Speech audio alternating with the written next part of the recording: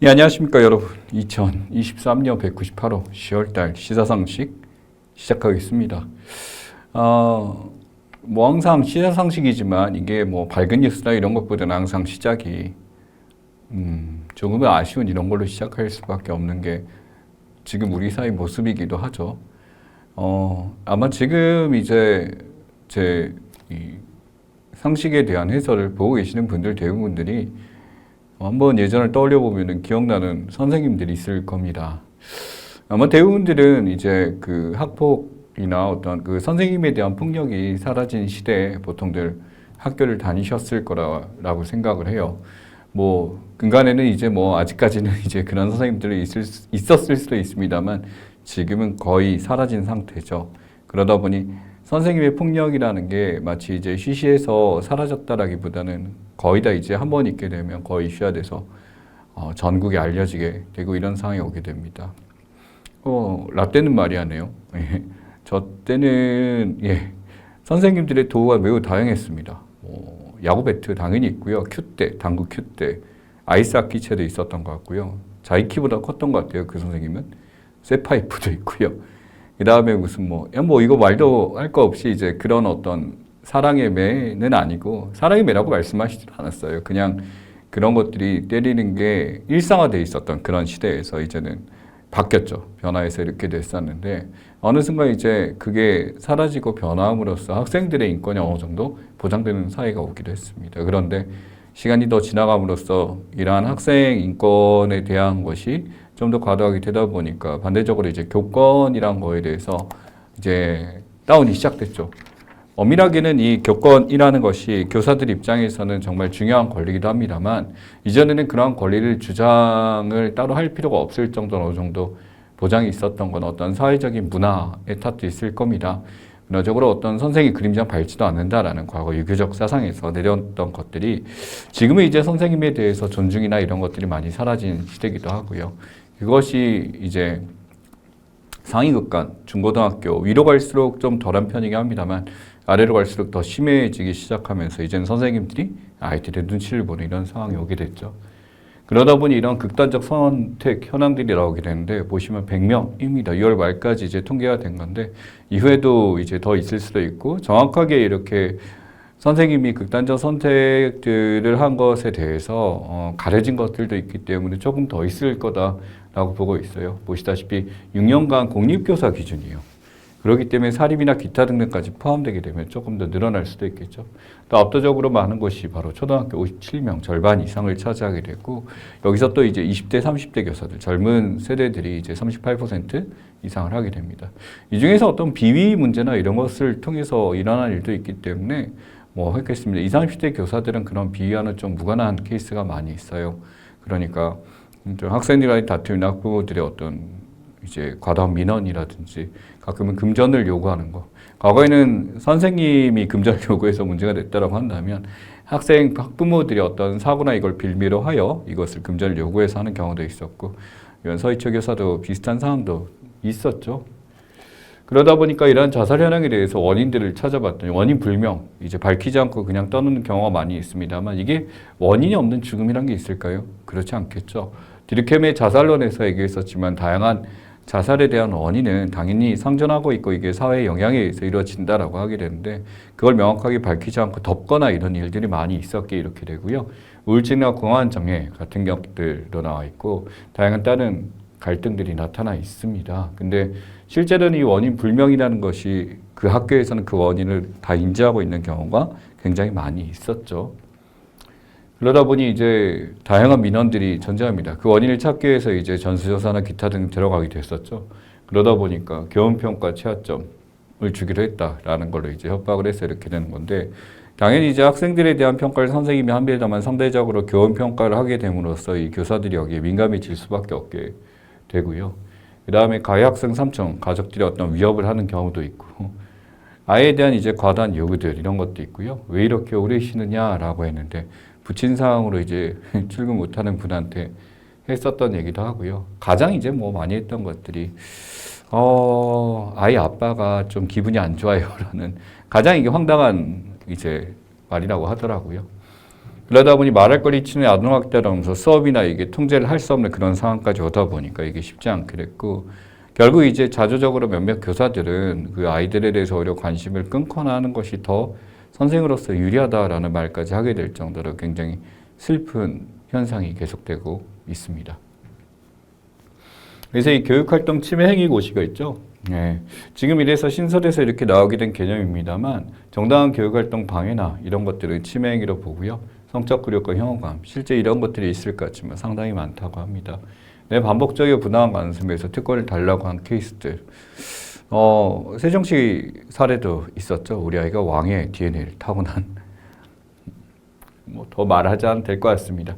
생활지도 불응해서 의도적 교육활동 방해인데, 이건 얼마 전에 또 구타 사건도 있었습니다만, 근데 전에 한 고등학교에서 늦잠 자서 왔는데 그래서 뭐요? 라고 말한 그 다음 말에 격분하여 교사가 이제 학생의 목을 졸랐다라고 했었죠. 근데 중요한 것은 이제 그 상황에서 폭력이 이제 과증되게 됐습니다. 그 폭력의 이전에 됐었던 사실에 대해서 어찌됐든 폭력은 무조건 나쁜 거야 라고 이제 얘기를 하게 됨으로써 이제 그 사건이 와해가 됐었죠.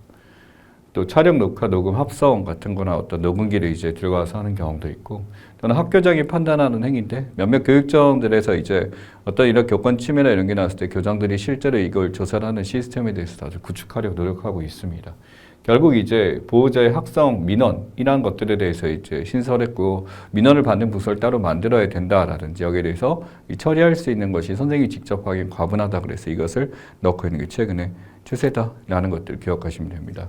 또한 이제 또 학생부 기록에 대한 얘기도 있는데 세특, 활동사항 이런 것들이 있잖아요. 그래서 고등학생들 같은 경우는 이제 학생부 종합전형이라고 그래서 그 선생님의 말 한마디가 굉장히 중요하기 때문에 한편 이것에 대해서 어떤 교사의 권위를 주게 됨으로써 교사들의 권위가 올라갈 거라고 생각했지만 어떤 학부모들은 이제 자기들이 직접 작성을 해서 이것을 넣어달라라고 요구하는 학부모들도 있고, 이걸 듣지 않게 될 경우 또 문제가 되는 경우도 발생하기 때문에 이게 굉장히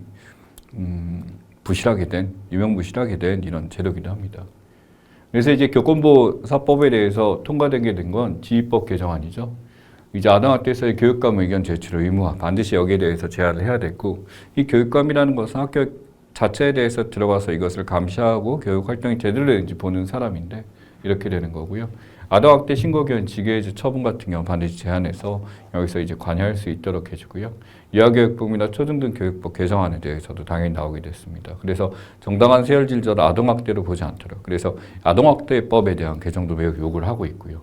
교육기억법에 대해서 보호전 정당한 결대 협조 이를 존중해야 된다. 즉 존중이죠. 그러니까 아이가 잘못된 것을 이제 바로 잡고자 선생이 한 활동에 대해서 이게 과도한 개입이라고 규정하면서 이상한 행동을 막고요. 아동복지법 개정입니다. 생활지도에 대해 정서적 학대는 제외시킨다. 쉽게 얘기해서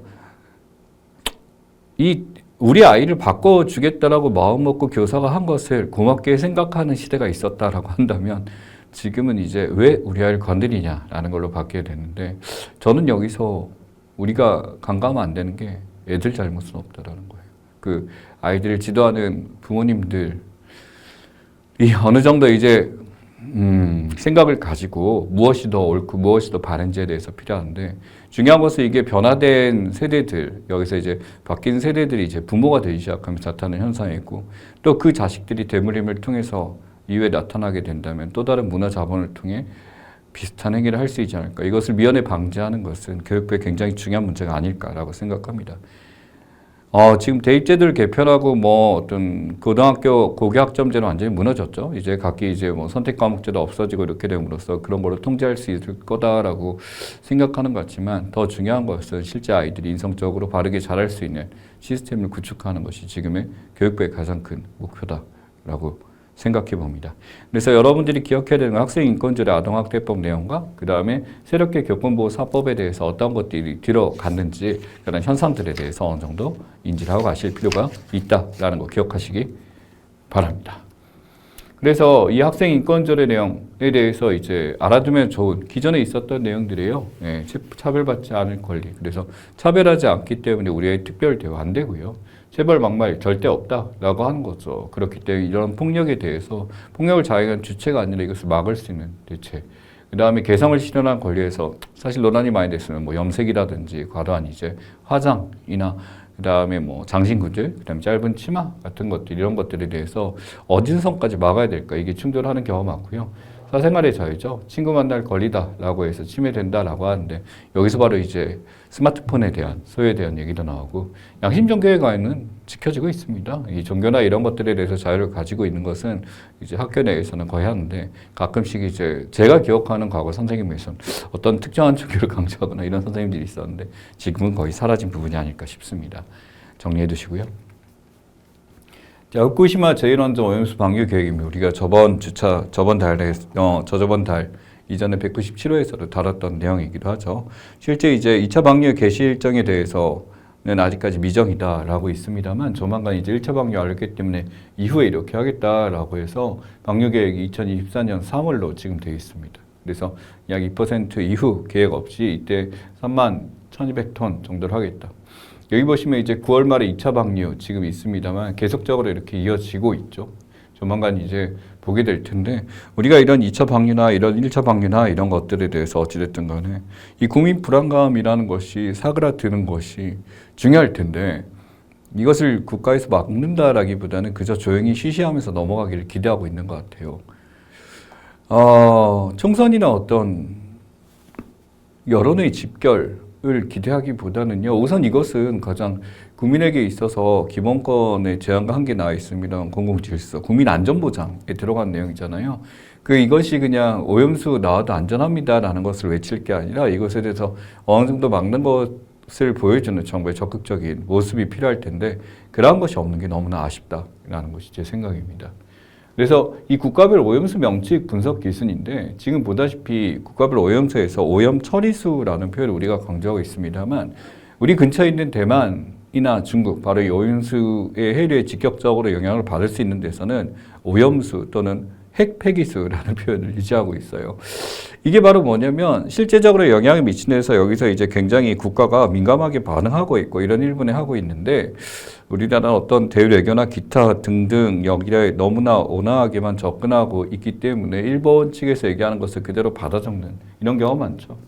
그러니 외무 담당 부처에 대해서 공표 자료에 지금 있습니다만 이 방류 주어에 해당하는 표현을 바꿔달라라는 요청을 우리 국가에서 먼저 지금 나타나게 됐다는 게 굉장히 슬픈 현실 중에 하나입니다. 그러니 이 오염수에 대해서 오염 처리수라고 바꾼다는 것이 우리 국민을 더 안심시킬 수 있는 것인지에 대해서 왜 굳이 일본의 말하는 방식을 그대로 수용할까가 안타까운 부분이죠. 자, 이것들이 우리나라 국책연구기관들입니다. 정부 출연 연구기관이라기도 하고요. 여기서 이제 국책연구기관 같은 경우는 정부가 이제 어떤 자금을 내게 되면 여기에 맞춰서 연구하는 기관들에 대한 이야기입니다. 다양한 기관들 지금 보입니다만 뭐 많이 익숙한 데 있습니다만 KDI 자주 나오는 것 중에 하나고요. 여성정책연구원 최근에 많이 있었죠. 그 외 기타 등등 많은 것들이 이제 지금 활동하고 있고요. 여기서는 이제 국가에서 정책적으로 익선 사업이나 여기에 대해서 가능성, 타당성을 검사하고 거기서 연구하는 기관들이 여기 있다라는 것들 기억합니다. 근데 이러한 보고서들을 살펴보게 되면요, 당연히 지금 정부의 오염수 정책에 대해서 비판적인 이제 보고서도 나오고 있습니다만 이런 것에 대해서는 별로 귀 기울이지 않는다는 게 지금 정부의 모습이라 안타깝다라고 말씀드리겠습니다. 자, 세 번째는 홍범도 장군이죠. 이슈가 많이 됐었는데 최근에는 많이 이제 사그라들었습니다만 이념적 논쟁에 의해서 어떻게 보면은 이 홍범도 장군, 우리는 이제 봉오동 전투에서 굉장히 큰 일을 해냈었던 사람이라는 것에 대해서 우리는 기억하고 있습니다. 근데 이 사람의 이념이나 이런 것들이 우리와 맞지 않는 공산주의를 지향했었다라는 것 때문에 흉상을 철거하고 어떤 독립운동가로서의 자격에 대해서 이전보다 좀 더 낮게 이제 보려는 것들이 많이 있죠. 이러한 것들이 이제 어떻게 보면 독립운동가들의 흉상 철거에 대해서 이것이 과연 맞는가? 그 사람들의 이념이 중요한 것인가? 그 사람들이 우리 조국을 위해서 희생하고 독립을 위해서 노력했었던 그 불사의 모습을 보여준 것을 더 받아들이는 게 중요한 것이고 이게 매우 중요하겠죠. 똑같은 논리로서 어떤 이렇게도 갈 수 있을 것 같습니다. 이제 07과 3이라는 것에 대해서 0이 이제 7이고 과가 3이라면 그래도 인정해 줘야 되지 않냐. 라는 논리를 폈던 게 이제 니나리 때 뭐 이승만 이제 초대 대통령에 대한 이야기나 기타 등등 우리가 친일 행적이 있음에도 그래도 한 것이 있으니 인정해 줘야 된다라는 얘기들을 많이 꺼냈죠. 이번 이제 국방장관 같은 경우도 이제 이완용에 대해서 이제 옹호한다는 발언을 했었는데 어찌됐든 이제 그런 한일 합방을 한 거에 대해서 그걸 옹호한다? 쉽지 않은 거긴 합니다. 그것도 일견 다시 봐야 된다는 얘기를 했는데 그러면서 이 홍범도 장관을 왜 막는 것인지에 대해서 한번 생각해 볼 가치가 있습니다. 여기 보면 이제 고려인 강제이주나 이렇게 됨으로써 학인운동을 지속적으로 하다가 별세를 하게 됐는데 건국훈장, 최군장이죠. 대한민국 장으로 이제 받게 됨으로써 하면서 헌청안장까지 된 유인이고 우리는 봉오동 전투 영화를 통해서도 이제 알려지신 분이기도 합니다. 근데 문제는 이 국방부에서 제기한 공산당 관련 사실의 의혹들을 제기하기 시작한 거예요. 뭐나 저 빨치산을 참가했다. 쉽게 전투 참가는 맞은 얘기나 여기서 빨치산 공산당을 대표하면서 했었고 독립군 통합을 지지했었다라고 하게 되면서 나온 이야기입니다. 그래서 공산당 측면에서 이렇게 되기 때문에 우리 독립운동 하시는 분들이 우파 좌파의 어떤 와해의 어떤 주축이 됐었던 인물이다. 라고 이제 판단을 하게 됐었고 27년에 소련 공산당에 들어가서 이렇게 했었다라고 보고 있죠. 실제 여기서 많이 논쟁이 됐었던 것이 하나가 이제 자유시 참변에 대해서 이야기입니다. 이 자유시 참변은 아시다시피 간도 참변 이후에 이뤄진 것들 중에 하나가 있습니다만 이 자유시 참변은 봉오동 청산리 전투에서 남은 이제 무리들을 일본에서 제거하고자 간도에 이제 직결해 있는 독립군 부대를 공격하게 됨으로써 이렇게 됐었고 자유시로 이전하게 되면서 이때 독립군 부대가 둘로 나뉘게 되는데 한 측이 이제 러시아 편을 들게 됨으로써 결국 이제 같은 독립군을 공격하는 그런 일이 나타났던 게 자유시 참변의 이야기죠. 여기에 또 이제 개입됐었다라는 논리를 통해 홍범장군을 폄하하고 있습니다. 근데 잘 보시면 육산에 보이는 형상 중에서 이렇게 있습니다. 홍장군만 이전하기로라고 했었죠. 바로 뭐냐면 이전에는 이제 이혜영 선생까지 우당 이혜영 선생까지 이제 이전 안 하는 방향 이렇게 있었는데 홍장군 형사만 있는 게 맞느냐 독립기념관으로 가는 것이 맞지 않냐라고 하게 되는데 독립기념관에 가는 게 더 좋다라고 얘기하고 싶으면 다 이동해야 되겠죠. 근데 그렇지 않다라는 거고요. 이 정부 일각에서는 국방부의 존재 선택 중 하나를 검토하고 있다. 이제 미연적으로 발을 뗀 상황입니다만 왜 지금 이런 논의에 대해서 이것을 해야 되는지에 대해서 굉장히 슬픈 일이 아닐까라고 생각합니다. 여러분이 시사적으로 기억해둔 홍범도 장군의 일생, 그 다음에 자유시 참변에 대한 얘기이라는 이슈들과 무엇이 이제 서로 갈등이 있는지에서 파악하고 가시면 좋겠습니다. 자, 이상동기 범죄, 묻지마 범죄로서 알려져 있었습니다만 이상동기 범죄도 이제 명확하게 이제 개념을 잡고 가고요. 이상동기 범죄는 그 원인을 우리가 제대로 알 수 없는, 그러니까 어떤 사람이 범죄 행위에 준하는 행위를 저질렀을 때 그 원인을 파악하게 하는 미상 범죄에 대해서 우리는 이상동기 범죄라고 부릅니다. 신림영 사건 너무 유명했었고요. 그 다음에 서원영 AK 프라자 칼부림 사건에 대해서도 이제 조현평이는 최은정이란 자가 이제 그쪽에서 이제 핵인들 무차별 공격한 사건이 있었고요. 산책로 서풍의 사케 같은 경우도 사실 이거는 이상동기 범죄라기보다는 실제로 이제 성적인 행위를 목적으로 해서 한 성폭력 범죄에 해당하니까 어느 정도 내용은 보입니다만 여기 보면 이제 신리형 칼부림은 4명, 거기다 서원역 같은 경우는 지금 보다시피 14명 이렇게 피해를 봤었던 게 하나의 특징이다라고 볼 수가 있겠죠.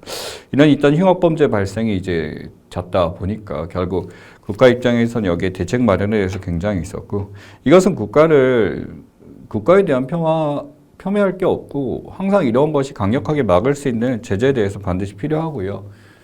가장 중요한 것은 이제 일어날 때 그것을 막는 것보다 그 전에 예방하는 것이 중요하겠죠. 그러니 이상동기 범죄를 저지를 수 있는 고위험군이라고 부르게 됩니다. 이들을 따로 분류해서 관찰하는 것이 중요한데 절대적인 인원 자체가 매우 부족하기 때문에 이게 쉽지가 않다라는 것과 정신건강으로 고위험군에 있는 사람이 반드시 범죄로 이어진다라는 것을 확정할 수가 없기 때문에 어디까지 분류해서 집어넣을 건가가 굉장히 이슈가 되고 있습니다. 결국 이 불특정 다수에 대한 어떤 공격, 그러니까 적대적인 대상이 상대방이 누군지도 모르고 이렇게 되는 사건들에 대해서 이것을 막기 위해서 우리가 어떻게 관리해야 될까 이런 시스템 구축 매우 중요하죠. 이러한 묻지마 범죄 같은 경우는 최근 2년간 보게 되면 특수강도, 살인 이쪽이 굉장히 많습니다. 그래서 아래쪽에 있는 내용이보다는 위쪽이 지금 보게 되면 폭행 및 상해 이제 일면식도 없는 사람들은 그저 많이 공격하게 되는 거고요. 보다시피 살인 미수나 예배에 대해서 22.8% 거의 6분의 1, 5분의 1 이상을 차지하고 있는 형태를 보여주고 폭행상에는 반드시 이제 절반 정도가 나타나다 보니까 이렇게 되는데 이후에서도 이제 지속적으로 나타날 수 있다는 거죠. 비단 이런 것들이 다른 사회는 없을까? 많습니다. 이제 미국이라든지 미국은 이제 총기가 있다 보니까 더 크게도 있고요. 일본이나 이런 나라, 중국도 마찬가지 이런 곳 어디든 존재합니다. 최대한적으로 이제 국가 간의 어떤 다른 사례에 대해서 이걸 막는 사례들을 참고하여 그래도 빠른 대책을 마련하는 게 우리 모두가 안전하게 거리를 다닐 수 있는 시스템 구축의 가장 중요한 예, 그 다음은 해병대원 사망 사건과 관련된 이야기네요. 이분 같은 경우 이제 박정은 제 해병대 수사단장, 굉장히 유명하신 분이죠. 이분이 이제 어떻게 보면은 이 수사 결과 내용에 대해서 이 국방장관 결자에 이게 넘어가려고 했었는데 이거 인계보류로 이제 방침으로 바꾸는 바람에 윗선의 말 듣지 않고 이제 판단을 했다 그래서 항명으로서 이제 처분하고자 이렇게 된 거죠. 결국 이게 박대리 입장에서 한 거는 외압들이 있었고 이게 명확하게 되기 위해서는 옳지 않다라는 본인의 뜻을 이제 이야기하게 된 건데 일반적인 군대 내에 있는 어떤 수사에 대해서 이런 경우가 드물었기 때문에 굉장히 이슈가 됐었던 것 중에 하나입니다. 여측에서는 당연히 명백한 항명이다라고 하면서 이것을 어떻게 보면 이제 외압을 통해 덮으려는 것들이나 또는 여기서 이제 과다 키우려는 걸 막으려고 했을 것이고 야당 측 측면에서는 당연히 어떤 외압이나 이런 것들이 충분히 존재하고 이 박대령이 가지고 있는 생각들에 대해서 충분히 존중한다는 얘기를 하고 싶었겠죠. 중요한 건 이 사람이 이때까지 쌓았던 경영이나 이 모든 것들에 대해서 굳이 항명을 선택한 이유는 아마도 너무나도 명백한 사실이 그 안에 있었기 때문에라는 판단이 듭니다. 그래서 이 사망사건 일지를 보게 되면은 실종자 수색 사전 공지 없이 수해 복구를 하게 됩니다. 이러다 최승훈 3병역이 수색 중 순직을 하게 되고 이슈가 됐었죠. 근데 이 과실치사 혐의에 대해서 지금 보호 결재를 하게 되는데 이 사실은 이 과실치사에 대해서 박대령 같은 경우는 여기서 이제 이것이 어느 정도 이제 사실 판단 단계에 대해서 사건 축소에 대한 외압이 어느 정도 있었다라고 판단을 하고 이야기를 꺼내게 된 거죠. 그러다 보니까 이첩방침 발표하고 지부 책임 특정하지도 않고 여기서 무슨 일이 있었는지 얘기하지 않고 그저 보직 해임을 해버리게 됩니다. 그러다 보니까 대통령이 이제 엄정 수사를 했을 뿐인데 여기서 재조사를 지시하면서 여기서 충돌이 나타나게 된 게 이렇게 된 거죠. 이 업무상 과실치사라고 이야기를 한다면 이런 게 있죠.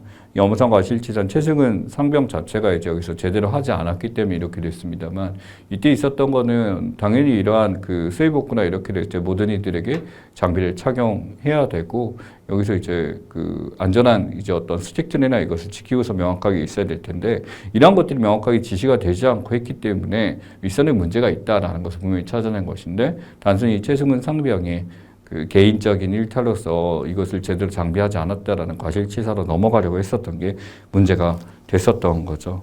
그러니 어떤 국방부에서 내려오는 것들을 상명하고 이야기를 하다가 VIP로 이제 대통령이 여기서 격려를 했기 때문에 여기서 이제 문제가 됐었다라고 얘기를 하게 되고 당연히 윗선에서는 그런 게 없었다라고 이제 얘기를 말을 바꾸게 됨으로써 문제가 된 거죠.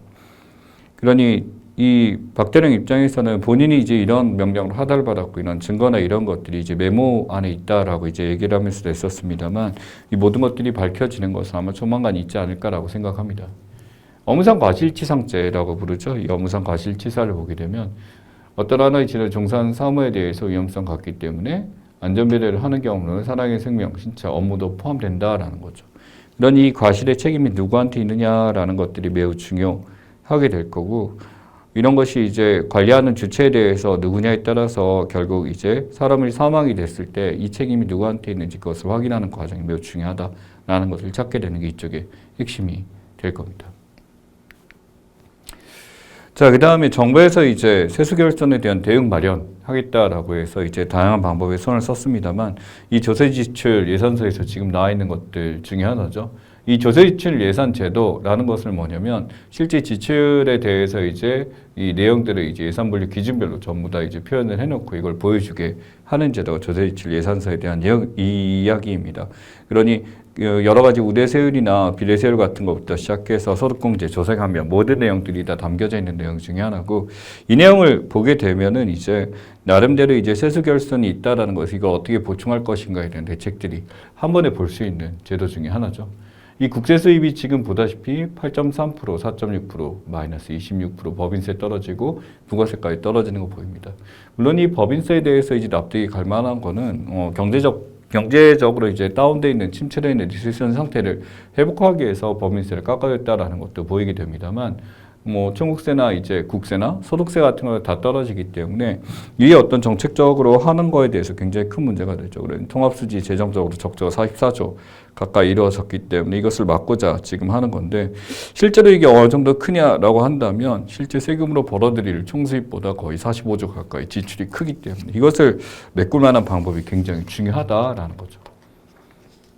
그래서 이 공공자원 관리 기금을 건드리기도 했어요. 이 공공자원 관리 기금에 대해서 이것을 세수 펑크를 막기 위해서 이제 쓰는 것 중에 하나인데, 이 기금 자금이라는 게 사실은 어떤 특정 자금에 대해서 각 공기관들이 만들어 놓은 것 중에 하나인데, 보통은 이제 세수 결손에서 이게 들어가는 경우는 없습니다만, 이번 같은 게 너무나 심각한 상황이기 때문에 이것을 이제 투입하는 것을 생각해 보겠다라고 하게 됨으로써 예산액을 이렇게 올리는 모습을 지금 보여주죠. 그러다 보니까 이것을 국가 채무 없이도 이것을 메워보겠다라는 겁니다만, 이건 사실 이제 언더의 오줌누기죠. 미봉체에 가까운 거기 때문에 이후에 다른 정책이 좀 더 필요할 것이다 라고 판단이 됩니다. 자, 김만배 말씀 많이 들었는데 아마 사진 처음 보신 분도 있을 것 같고요. 이 김만배 기자 별명이 벤츠 기자라고 불렀어요. 벤츠 타는 기자인데, 물론 벤츠에 요새 흔하니까 뭐 익숙하다라고 볼 수도 있겠지만, 기자가 이제 벤츠를 끌고 다니면서 이제 뭐 조사를 하는 경우가 쉽지는 않았다라고 해요. 그러다 보니 이 김연배라는 사람이 이렇게 될 수 있었냐라고 한다면 본인이 갖고 있는 자산이 굉장히 많았고요.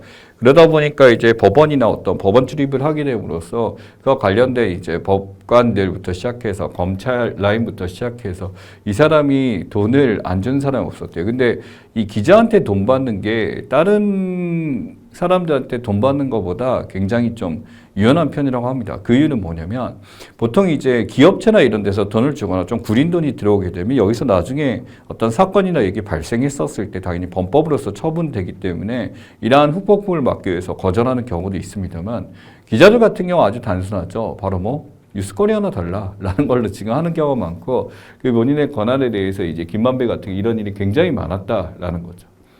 그러다 보니까 신앙리부터 시작해서 대장동 일당이나 여기에 대해서 나름대로 이제 이 김만배가 가지고 있는 배임에 대해서 굉장히 이제 김만배가 가지고 있는 여러 가지 문제점에 대해서 굉장히 많이 지금 사건들이 있었다라고 하는 거죠. 여기 보면 신앙림 언론노조 위원장 측에서 얘기한 게 윤석열 대통령 부산저축의 사건에서 무마 의혹에 대한 허위 인터뷰입니다. 그러니까 이 허위 인터뷰를 하게 되면은 이 무마 의혹에 대해서 이런 것들이 이제 허위 인터뷰를 통해서 이걸 잡겠다라고 하는 거죠. 여기서 이제 인터뷰 대가 억대 금품. 허위 인터뷰니까 거기에 대한 책임을 져야 되니까 이렇게 된 거죠. 그래서 인터뷰가 뉴스타파에 있어야겠고 이렇게 된 거고, 역시 대장동 관련에 대해서 통해 있는 사람들의 이 김만배가 안 깨는 것이 없었다라는 거죠. 그러니 이게 배임입니다. 어떤 이제 자신의 업무를 본 데 대해서 이제 자신의 어떤 금품이나 이런 것을 받기 위해 허위로 이런 위법한 행위를 하는 것들, 이런 것들이 배임 수재에 대해 해당하게 되는 거고요. 그래서 이제 김만배한테 돈 받고서 허위 인터뷰를 통해서 이런 일을 했었다라는 얘기를 잡게 됩니다. 이 배임은 그래서 우리가 어떤 행위에 대해서 1,500만 원, 5년 이하치는 굉장히 큰 거고요. 사실 이 조직에 손해를 끼친다라는 것, 본인의 이득은 너무나 명백하죠. 이걸 통해서 이제 받게 되는 금액적인 게 있으면. 근데 이 조직에 손해를 준다라는 것을, 이런 경우도 존재할 겁니다. 이 조직에 대해서 사실은 정말로 이제 자기가 양심적으로 뭔가를 알릴 필요가 있을 때 하는 경우 같은 경우는 이제 양심 고발자가 되는 거죠. 내부 고발자 역할에서는 이건 배임과는 또 성격이 달라지게 되는 것 중에 하나죠. 그런데 이 법정이 모호해서 자의적 적용이 되기 힘들다라는 거. 그래서 형법체계에서 이걸 잡아놓기가 쉽지 않기 때문에 이렇게 되고, 한편으로 검찰 경우 남용 원인이라고 나와 있습니다. 이제 뭔가 이제 조직에 문제를 일으키는 사람 같은 경우는 결국 어떤 금액적으로 이제 표시를 만들어 놓고 이제 함정을 씌울 수 있죠. 배임이란 것을 통해서 그 진술 자체를 무마시킬 수가 있기 때문에 이렇게 됐었다라는 거죠.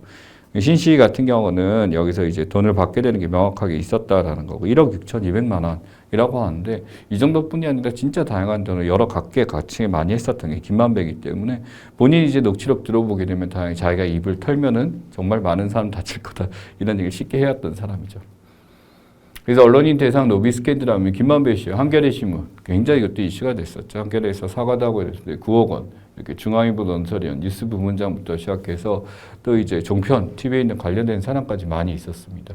야천대의 취업에 대해서도 지금 보다시피 이렇게 있었고 비용을 주고 했었는데 정말 개입되지 않은 데가 없죠. 그러다 보니까 이제 KBS, MBC 기자들도 어느 정도 포함되어 있었고, 이때 기자들이 한번 혼란을 제대로 겪었던 적이 있다라는 거 기억하셔야 될 것 같습니다.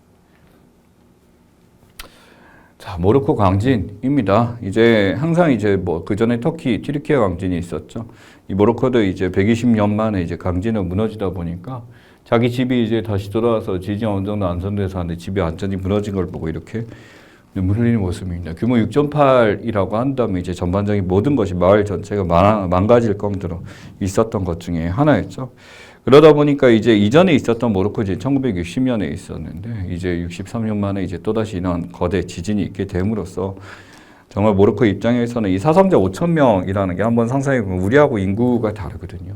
이제 엄청난 인원들이 여기에 피해를 봤었던 것 중에 하나입니다. 이 모로코 지진 발생 지가판에 대해서 지금 나와 있습니다만 유라시아판, 아프리카판 사실은 이제 순상제, 오래된 적상제에 들어가기 때문에 이게 큰 충돌이 없을 거다라고 하지만 이 판의 이동 방향에 대해서 서로 간에 충돌하다 이게 나타난 상황이었고 이쪽에서 커다란 문제가 나타났다. 기억해야 될 건 두 개의 판이 유라시아판과 아프리카판이 만나는 데서 지진이 일어났었던 거 하나 기억하시면 될 것 같고요. 그래서 이 지진 위치가 이전에 비해서 120년간 이 주변 지진이 가장 강력했다라는 걸로 지금 얘기하게 되는데 이전에 1960년대에 있었던 아가디리 지진이라고 있었는데 그때 이제 있었던 사진 중에 하나입니다만 이것뿐이 아니라 굉장히 큰 일이 그때 있었는데 이게 다시 한번 나타났었다라고 보고 있는 게 모로코 강진 피해 사례에 대한 얘기입니다. 물론 이제 모로코란 국가는 굉장히 이제 뭐 자원에 대한 파멸이 있습니다만 익숙하죠. 이 모로코란 데가 이제 관광 상품으로 유명하기 때문에 이 수색 지원이나 이게 튀르키예하고 좀 달라서 그렇게 받지 않겠다라는 얘기를 하게 됨으로써 바로 뭐냐면 이제 관광 상품을 팔고 우리가 스스로의 힘으로 이게 일어날 수 있다라는 것을 이야기하고자 지금 어떤 지원이나 이런 것들에 대해서 좀 소극적으로 지금 받고 있다라고 합니다. 그래서 마라케시 관광 같은 것들이 다시 이제 수행되고 있습니다만 사람들을 빨리 끌어모으기는 쉽지는 않겠죠. 예. 자, 단신 중단까지 주요 일지 나와 있습니다. 9월 26일 날 결국 구성역과 참석 전망에서 바로 23일 날 건강에 문제가 있어서 이렇게 됐었는데 뭐 판단은 이어 있을 내용입니다만 어떤 체포동의안이 가결됐으나 여기에 대해서 판사 영장 불구속 영장 심사가 이제 기각됨으로써 잡히지 않고 이제 수사하게 됐었죠. 그러니 이제 압색 횟수에 대해서 뭐 민주당이 주장은 이건 차이가 있습니다만 376회라고 주장을 했었는데 실제로는 뭐 37회 정도다. 여기 대해서 이게 와전된 거다. 이렇게 얘기 나옵니다만 아마 그 타협점이 중간에 있겠죠. 어찌됐든 야당 대표라고 하는 이재명 대표에 대해서 과도한 검찰의 개입은 분명히 있었을 것 같다라는 생각을 합니다만 이 단식이라는 것은 거기에 대해서 이제 어떤 폭정에 대해서 막겠다라는 표현을 하게 됨으로써 굳이 버티게 됐었던 것 중에 하나인데 지지율이나 그런 면에 있어서는 사실은 이제 크지는 않았다라고 생각합니다만 어쨌든 보궐선거 결과나 기타 등등 봤을 때는 효과도 분명히 있었던 건 사실이었다. 한편으로 이것이 수사, 방탄이란 표현이 이제 방탄이란 표현 누가 쓰냐면 이제 국민의힘 쪽에서 쓰는 건데 어떤 사안이나 민주당에서 어떤 태클을 걸게 되면 전부 다 이재명을 막기 위함이다, 방탄이다 라는 표현에서 이제 타협에 대해서 한번 벗어나고자 이렇게 됐었던 것 중에 하나죠. 이 국회의원 체포동의안 처리영안에 대해서 이제 가결된 사례들 보게 되면 이스타항공 지금 눈에 띄는데 이거 같은 경우는 굉장히 큰 배임이 있었기 때문에 이렇게 되고요. 아래 특가분석 내용인데 부결된 사례 보게 되면 이 부결이란 것도 더불어민주당 측에서 이렇게 있었습니다만 이때 이재명 더불어민주당이 한 번 더 여기 등장합니다만 실제로 여기서 이제 명확한 연결고리를 찾을 수 없었다 해서 부결로 이루어졌고요. 위에 가결된 사례는 정치자금에 대한 이야기였고 윤관선 이성만 같은 경우는 전당대 돈봉투 의혹에 대해서 그 누구지? 돌아온 사람? 아무튼 그 돈봉투 이제 살포에 대해서 그때 있었던 것들 중에 둘은 풀려났으면 당연히 여기서 해임이 됐고 이재명 더불어민주당은 가결이 이제 됨으로써 여기서 했었으나 불구속 수사가 이루어지면서 바뀌게 된 건 사실입니다. 어찌됐든 이게 이 불구속 송치로 바뀌었기 때문에 국민의힘에서 검찰 측에서 너무 과다한 수사가 아닌가 후폭풍을 맞기도 했고 이게 이후에도 영향을 좀 미치게 됐었죠. 근데 실제로 이런 체포동의안 처리안이 필요한 이유는 뭐냐면 이러한 국회의원들은 무엇을 갖고 있다? 불체포 특권을 갖고 있기 때문에 회기 중에는 체포되지 아니한다라는 것이 있기 때문에 이런 동의안이 통과되지 않으면 잡을 수가 없는 게 지금 현실이 된 거죠. 그러니까 이재명 구속영장 기각 사유에 대해서 이야기하게 된 거는 지금 보다시피 피의자의 관여에서 볼만한 의심이 있음이나 그렇다고 해서 방어권이 배척된다. 직접 증거 자체가 이것은 아니다. 구속까지는 아니고 대구사는 의심한 정황은 있어 보이나 실제로 다툼의 여지가 있기 때문에 명확하지 않다. 또 위정 개수는 소명되는 것으로 보이지만 구속 수사가 필요할 정도는 아니다. 라는 것에 대해서 이제 기각이고요. 증거인멸을 할 것 같으면 구속을 했겠죠. 근데 그럴 것 같다는 거 없고 구속 필요성에 대해서 이게 보기 어렵다. 역대급으로 이제 이러한 그 기각 사유에 대해서 굉장히 큰 장문을 오랫동안 꺼내놓은 게 이번에 사례였었고요. 어찌됐든 이건 선례로 남기 때문에 이후에는 어떤 결과가 있을까 보고요.